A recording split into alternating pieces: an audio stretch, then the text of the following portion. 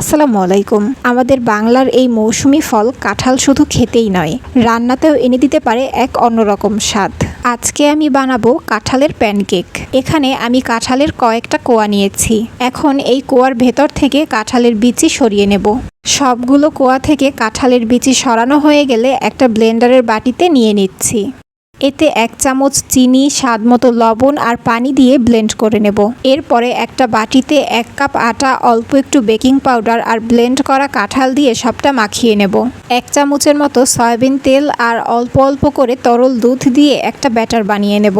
ব্যাটারটাকে বেশি ঘনও রাখবো না, আবার বেশি পাতলাও করে ফেলবো না। এখন চুলায় একটা ফ্রাই প্যান গরম করে তাতে হালকা তেল ব্রাশ করে এই ব্যাটার থেকে 1 চামচ দিয়ে দেব। কাঁঠাল যেহেতু নরম, তাই প্যানকেকটা বানানোর সময় একটু নরমই হবে, কিন্তু ভাজা হয়ে গেলে চুলা থেকে উঠিয়ে নেবার পর একটু ঠান্ডা করলেই আবার শক্ত হয়ে যাবে, যা কিনা পুষ্টিতে একেবারে ভরপুর।